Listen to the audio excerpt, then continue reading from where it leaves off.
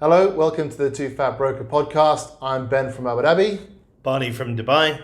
And today we're going to be talking a little bit about what the UAE is doing currently to support the real estate market. We're in May 2020 and the government has come out with quite a few initiatives recently to help support homeowners and home buyers. We'll start with Abu Dhabi and then we'll talk a bit about what the central bank's done and then a bit about what the market's done as well. So in Abu Dhabi...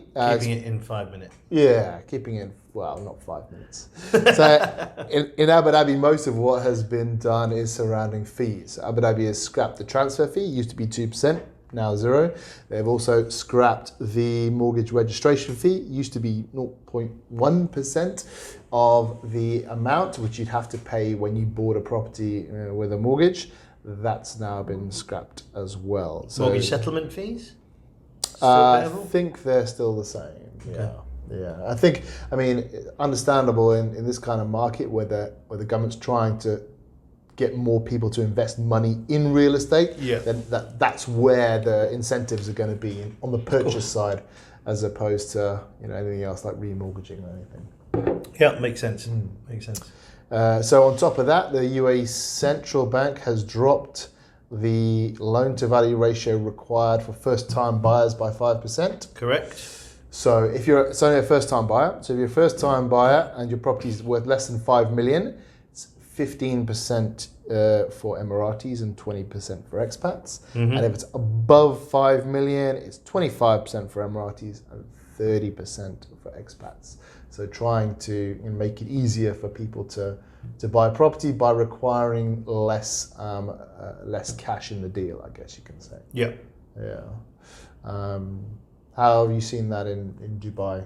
People been excited about that, but nonplussed? I think real estate agents have been very excited about it. But I mean, you say obviously in Dubai, a lot of people just buy cash anyway. So it's predominantly a cash market. I think it's more of a regional thing that there's less desire to mortgage property that you own. People like the ability to be able to check in and out of their assets without having banks involved. They like to know that their assets are secure. So banks' involvements are. I don't know what it's like in Abu Dhabi, but bank involvements probably account for 50%, which is a hugely low number for a real estate market. Yeah. See, in Abu Dhabi, most of our business, but I think we work with expats, I say Western expats more, there's a lot of mortgage finance. But I think the market as a whole, actually Abu Dhabi, the municipality brought out a Q1 report this year, the market as a whole, very heavily cash dependent. I think in the first quarter, there were only about 100 mortgages done in Abu Dhabi. 100 mortgages in 3 months. It's less than one a day. Yeah. How many transactions? How many sales? Something like 20 billion of sales. But 100 mortgages. Wow. Very, very small. Very, very small. Yeah. That action by the UAE bank probably won't, looking at it that way, probably won't do much for the market then. What it does do is put a bit of stress on the banks. Do something for 50% of the market in Dubai, but I think it would have been better received had we not been going through the current pandemic that we are, where there's a huge amount of uncertainty. So an additional 5% cash or additional 5% off your deposit isn't really gonna assuage your fears of the market in general right now. So it's a shame. I think it would have been brilliant, had we not been going through what we're going through now. Yeah, I mean, there's some argument, actually promoted a fair bit by Lewis Alsop from Alsop and Alsop, that the reason why prices have been coming down for such a long time is the government is doing a managed reduction in property value to make the UAE more competitive. That was my idea. That wasn't Lewis's idea. Maybe he stole it off you. I think he definitely stole it off me. But anyway, so that would make sense. So the loan to value ratios actually make sense because you want a lot of cash in the deal, because if you're going to bring property prices down, that's going to stress banks because the value of the property is going down. But obviously, if the government was doing that, they wouldn't be able to say it because it would kill the real estate market. Yeah, I mean, I think the government are in a unique position to be able to control the real estate market here when they have vested interest in, certainly with Dubai and Abu Dhabi, with vested interests in the largest developers in the market. So they're in a unique position to be able to do that without having to tell anybody what they're doing. So spoken about what Abu Dhabi's done, what the central bank has done.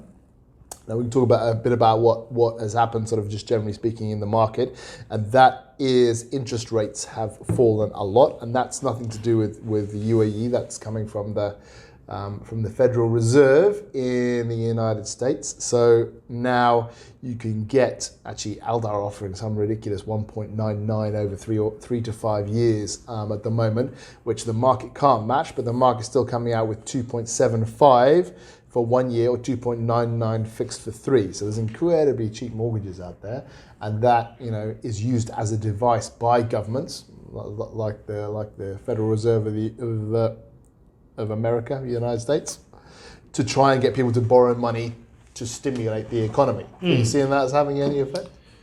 Again, it's hard to see whether any of these things are actually having an effect in a market that has this overriding issue.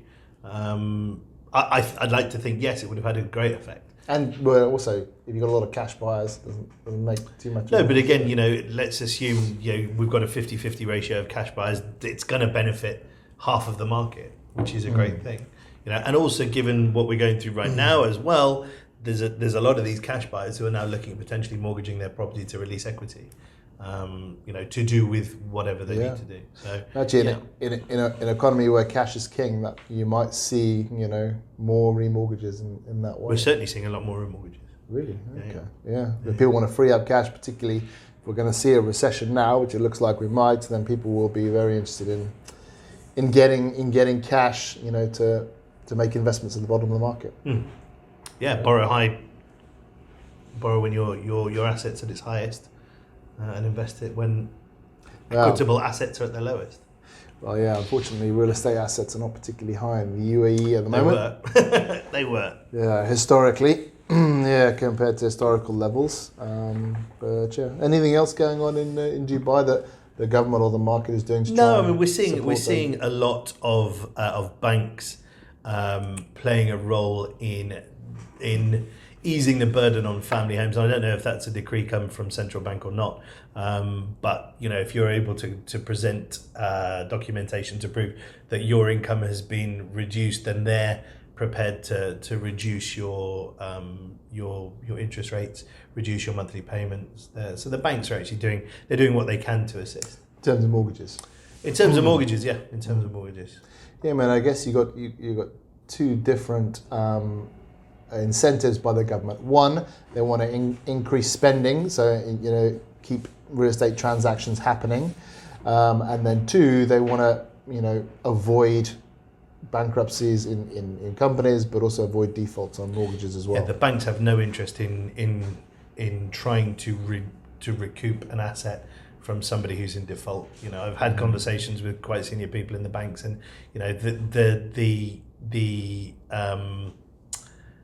the default scenario is their absolute worst case scenario. They don't want to have to go through that, so they're obviously very happy. But primarily, they don't want to lose the income that their loans are generating. So their holiday payments and things like that are being considered and being offered. Okay. Well, what I would like to point out is that we are still paying 4% transfer fees in Dubai. Abu Dhabi have jumped the gun on us a little bit, so.